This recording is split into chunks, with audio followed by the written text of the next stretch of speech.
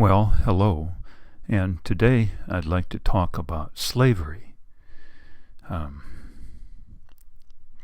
and how I would say we are all slaves of one sort or another, and how this can possibly be, and how that can help us if we feel we are caught between a rock and a hard place and call ourselves slaves and don't really understand that perhaps we're not the only people who feel this way. We might be quite surprised, in fact, to discover just who else might think the same thing about themselves and think how lucky some poor people are down in South America with nothing, just sleeping in a hut on the bare dirt, or even in a cardboard box in Sao Paulo, Brazil. For you could argue that they have a lot better neighbors than a lot of us in suburban land here in America. So anyway, I've thought about this a lot lately and would like to share my musings on this. So first of all, I'd say most all of us think of the blacks of 100 years ago, or African Americans 100 years ago or 50 years ago with Jim Crow laws, when we think of slaves. And I've watched a number of times the movie The Help, for instance, talking about life as a maid, an African American in Mississippi, for instance. I'm not sure, maybe back in the 1950s or something. And the movie showed just how difficult it was for these maids.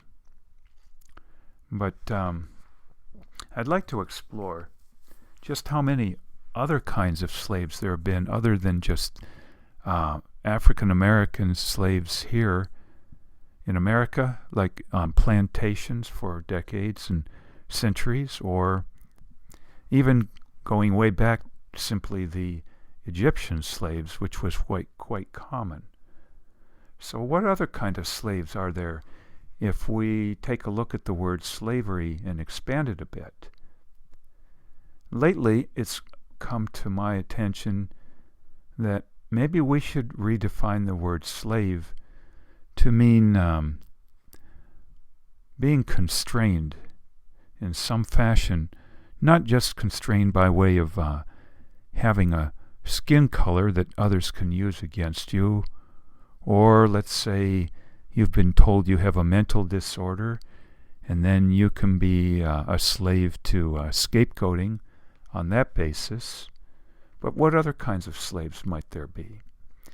If we consider slavery a constraint, not just the constraint of your skin color or a diagnosis you've gotten from a doctor, but more than that.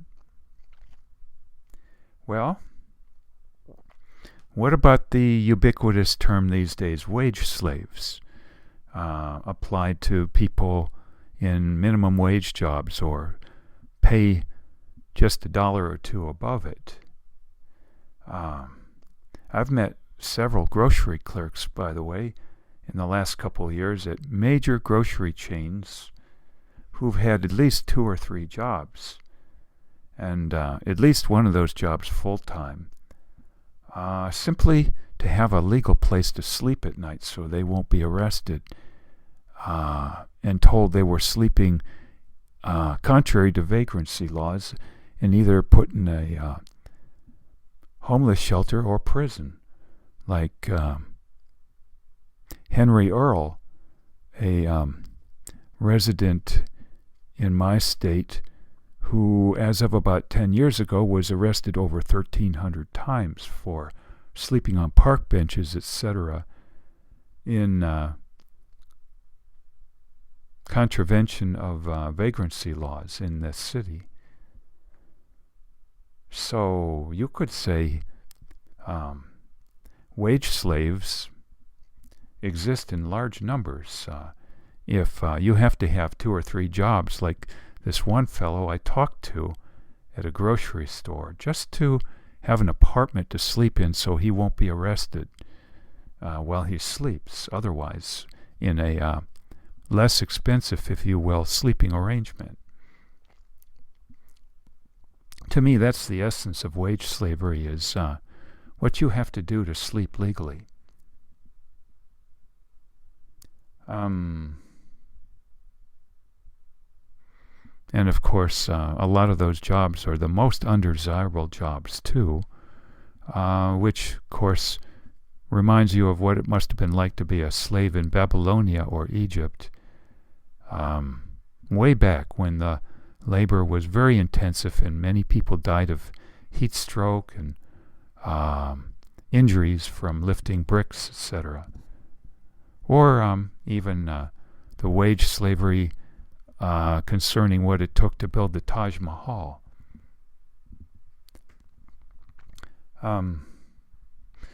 Yet another kind of slavery, though, is let's say you're married and things are going very sour for quite a long time, and maybe one person really needs to get out of that marriage. Maybe there's a lot of quote-unquote abuse, physical or emotional, or even sexual.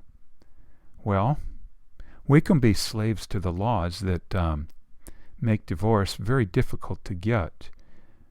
Either, let's say 50 or 100 years ago, that being much more the case than now, but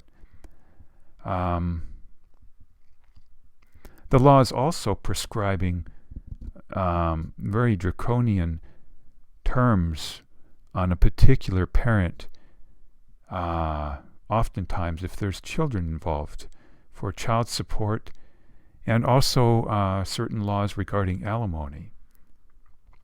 And so there's probably a number of people in this country and the world who would really benefit, or at least desire, to get a divorce or even separation, but the laws are so draconian sometimes that, and so unpredictable, so subject to particular judges who you see and the lawyers someone else hires, that many people don't pursue this avenue and suffer miserably.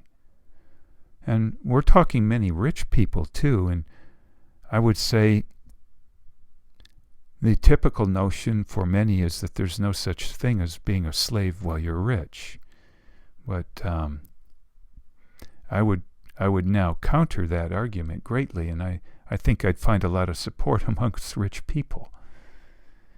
Of course, that word rich is loaded, but how do you define that? But for lack of time and research into it, I'll just use that word rich.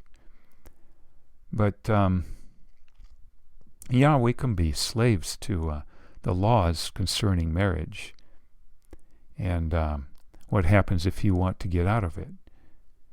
And of course, there's being such a thing as a slave to the religious doctrines of a particular religion and a particular age that religion is in, if you get a divorce or want to, such that the Catholic Church, to the best of my knowledge, has had a policy that if you married someone and let's say they turned out to be very abusive, or what you'd call buying a car and it was a lemon, and you got the car repaired 3 times and it still was a lemon, well, there's lemon laws that say you have a right to take that car and get a refund.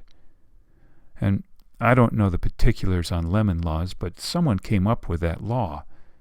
I think the Catholic Church created a lemon law for marrying toxic partners who are very abusive, such that there's an out without great cost in terms of alimony and all that, and social stigma, and even stigma from the religious community and its leaders. But unfortunately, if you're of some other persuasions in Christianity, that can be very difficult, especially if your faith says that you need to be subservient to a husband, for instance. And this can be very problematic, because those people don't want to lose their salvation and faith and community support and family support by going against all that. And we can also be slaves to our genetics. And this is something that is a little talked about by psychology and psychiatry today, when it says we're a product of both nature and nurture, whereby nature meaning genetics. But I'd like to take just a minute to look into this further based on my own thinking, that genetics dictates, let's say, certain predispositions or traits, if you will, like what the Diagnostic and Statistical Manual for Psychiatry says is high levels of anxiety, or obsessive compulsiveness, perhaps you'd call it. That this is partly inherited. But I would say that's probably what psychiatry talks most of when they talk of inheritance, of maladies or predispositions that have to be worked on harder for some than others. But what is never talked about is, what about genetic predispositions that you could say enslave us to higher than average levels of aggression? Or also, what about genetic impact on our level of empathy? There's a lot of talk of how if you didn't have a loving parent or someone who loved you as a child, you won't grow up to be empathetic. And there's also a question of whether that can ever be changed through great therapy or psychoanalysis or Buddhist training or mindfulness, meditation, etc. But what about the factor of genetics in influencing empathy level? Whereby, let's say you're born with a higher level than average of aggression, how does that impact your empathy level? Or what about your gender? Arguably, women are genetically programmed to be more empathetic because they're the ones who raise children, or at least have more investiture in them because they spent 9 months gestating them. So that's something psychiatry never talks about, is genetics impact on aggression levels and empathy level. And finally, what about genetic impact on IQ? That's a really hot topic, but there are some who have attempted to delve into it, like the book The Bell Curve.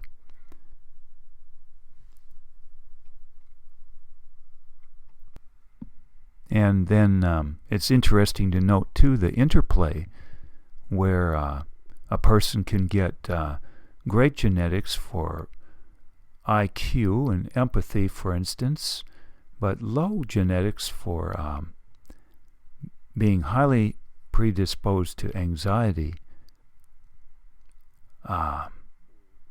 So it seems like everybody's a slave of their genetics in one fashion or another. And I would say this can even extend to your political views, that there's a genetic component to this too. But to step back again and summarize, I would say that we are all slaves thus to our genetic packages. And the last point I would say is we're slaves to this in the way of how our cells reproduce, because there's something called telomeres And while I may have a little incorrect by way of forgetting my biology textbook from high school days, the telomeres are part of the genes that shorten a little bit each time they reproduce. And after a certain point in our lives, let's say 80, 90, 100 years of life, these telomeres have shortened so much that they can't reproduce anymore. And some say this is the greatest factor to why we die at 100 or 115 maximum, or 120, rather than 1,000 or 10,000 years of age. And thus, you could say we're all slaves to our way of reproducing these telomeres, that they shorten each time they reproduce.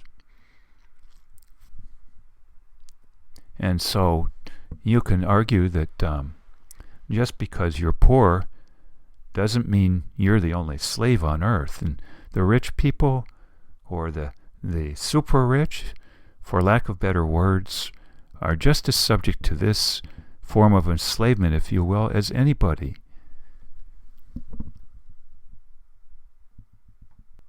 And further, okay, so I mentioned being slaves to genetics. Well, our genetics obviously tell us whether we're going to be a male or a female, don't they? And as I had talked about just now, that can dictate our level of empathy, genetically speaking, which of course can be overridden by a number of factors, like how important it is for a woman these days to make money to survive, especially if divorces are coming so much more easily these days, and changes in abortion laws and birth control policies and techniques. But in general, the genetics do dictate our genders, and a lot comes from that. Not just the empathy level, but I think it would be agreed upon that most sex slaves, or prostitutes if you will, are female. And of course that's a genetic factor, and you could call that enslavement by genetics again. Whereby many of the sex slaves or prostitutes have been pimped, or in other words gotten addicted to drugs, and then they can't break free for years or decades, and thus they're slaves that way. Or you could be a woman who is in a society where they're not paid nearly as much as a man, or more easily let go on the job if they get pregnant and have a child, and it's harder to come back to work afterward. So again, they can be slaves to their husbands and society for lower pay too. Hence the phrase glass ceiling for women in corporations wishing to get to the top pinnacle desired position of CEO.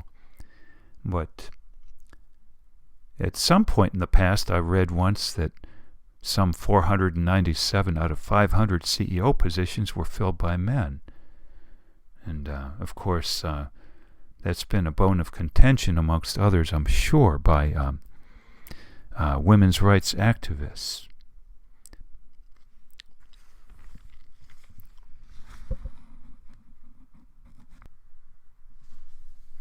And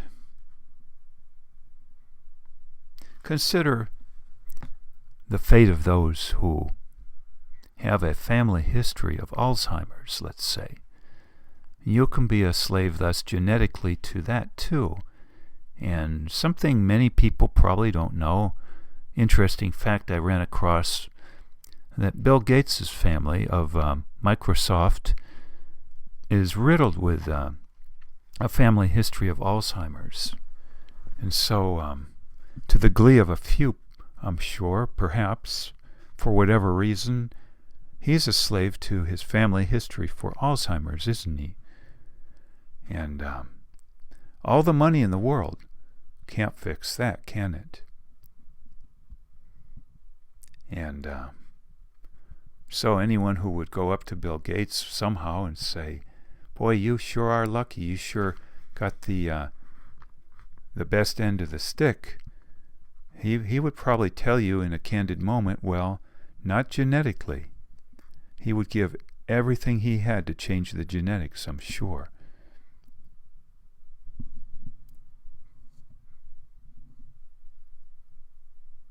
And, of course, we can be slaves to the moral codes of our country that dictate what's appropriate or not appropriate to do without getting a lot of shaming from lots of people around you. And sometimes even being locked up if something is considered, let's say, sexually inappropriate in one country but in not another country.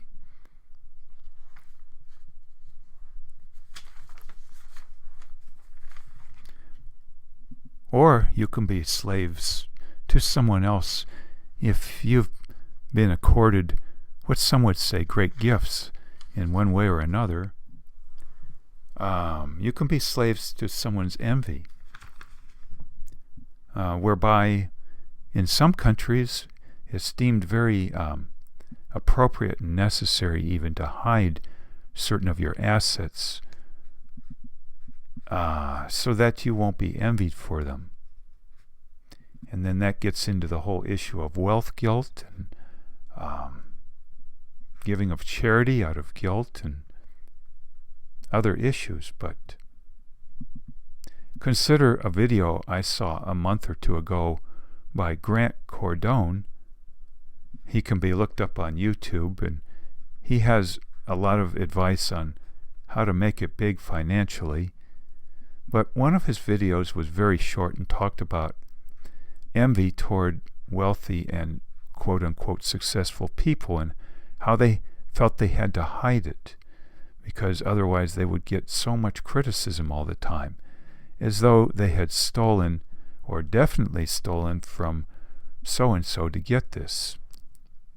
But what about those who don't steal for their wealth but got it because they got a above average level of being well loved in childhood, or got a better than average genetic package, so to speak, when they were born, to include low levels of anxiety perhaps, and higher than average levels of empathy and IQ, and good looks too, whereby if you're good looking, the whole world may fall to your feet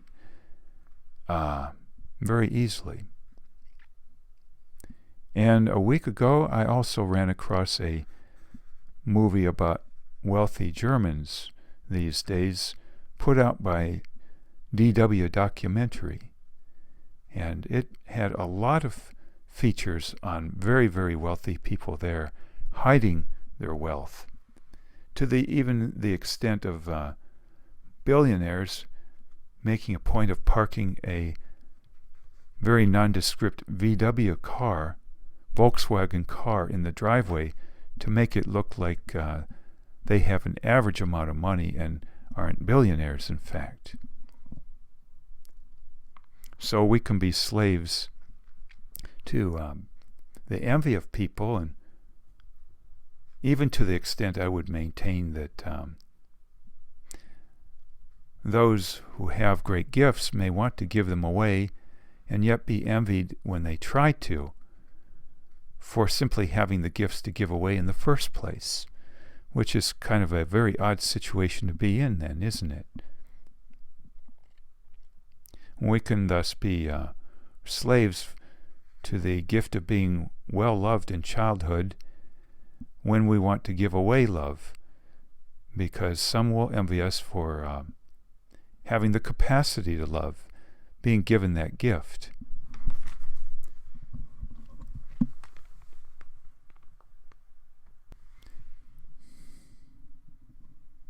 And as I touched on earlier, we can be slaves to particulars in our religions we may hold dear to, or religions we don't hold dear to at all, if we claim we have no religion. For instance, the moral codes of certain religions can be, in my opinion, quite dysfunctional. Like, let's say you live in India and you are a Jainist. Well, it is said that the Jainists should wear face masks so that they don't breathe in any insects and those insects die. Well, on the surface that might sound just a little admirable if you were to pursue the concern for all forms of life to its extreme, but what about the imposition put upon human beings trying to wear a face mask when it's 90 or 100 degrees out, and to have to wear it all day long the rest of your life from childhood on? Or what about the Jainists' position, too, of sometimes paying people to sleep in beds that have bed bugs so that the bed bugs can feast off the blood of people being paid to sleep there so the bed bugs won't die? Well, what about the men who get these sores on them then? That kind of moral code doesn't sound quite optimal to me. It does to them, but not to me and many others. And thus, they're slaves to the toxic part of their moral code of their religion.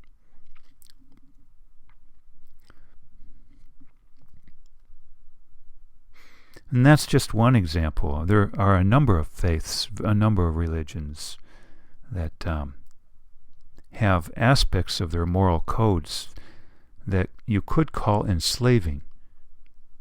They're very constraining, which then, of course, brings up a whole can of worms when they see people of other faiths without these constraints and feel quite jealous or envious, or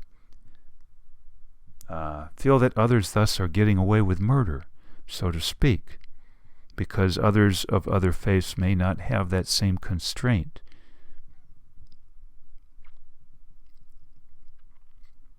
And finally, two more forms of slavery that come to my mind. What about being a slave to addictions? Because addictions are highly constraining, I say. Let's say you have a heroin addiction, which everyone would call an addiction. Well, that's going to cost a lot of money and hurt your health quite a bit in your relationships, in your marriage if you're married.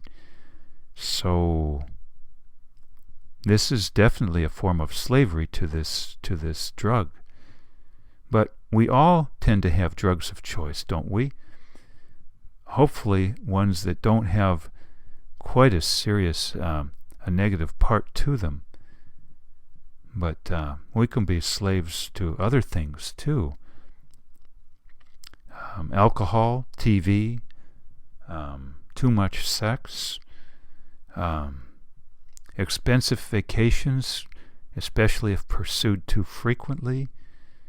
The list can go on, of course. And finally, a very big form of slavery for most people, I think, and hardly talked about at all, is being slaves to fearing not conforming to a society and how it tends to do things. And this was quite highlighted in something I listened to a couple months ago by Ralph Waldo Emerson, his essay Self-Reliance, where he talked over and over on how most people feel a strong compulsion to conform. And I would say that would be lest they get excommunicated, so to speak, from their class or their whole society. So we can be slaves to a fear of not conforming, because conforming, of course, can push people to have to make many compromises and make many purchases, for instance, that require many more hours of labor than otherwise someone would want to put in. So these are my ideas on what slavery is. There's many forms other than simply being a black by skin color, or just a few other typical forms we associate with slavery. There's, as I've outlined, perhaps 10 different forms of slavery, and they're all very serious ones. And one of the biggest reasons I bring this up is because I hope it gives comfort to those listening to realize that if they are a minority, and it's defined by their skin color or what nation they were brought up in, or let's say their gender, or let's say any stigmas applied to them by a diagnosis of a doctor for emotional issues, whether they're as serious as the doctor makes out or not. Well, those aren't the only forms of slavery, and I hope this can help some people in that boat feel that they're not alone in the world, and they should not feel unduly pressed, that the true nature of slavery is to be constrained. And we're all constrained in one form or another, some more so than others, but we're all constrained. And if we think about this and really ponder it, maybe it will make some people feel a little better off. And of course, the ultimate form of slavery being that we don't get to live forever and ever and ever in physical form, if you will, because I can't prove definitely there's any other form of existence, but to not get to live until what some physicists say is the collapse of our universe 13 billion years from now, or whatever, can be considered a form of slavery, can't it? If we're thus constrained not to live that long, by some way or another, either biologically or other. So that alone says we're all slaves. And so I know these thoughts lately gelling in my mind have helped me tremendously. I guess it helps just realizing that oneself is not alone in the predicament of life and what it means to be in the universe as a constrained and finite being. So, until the next podcast, I wish you well.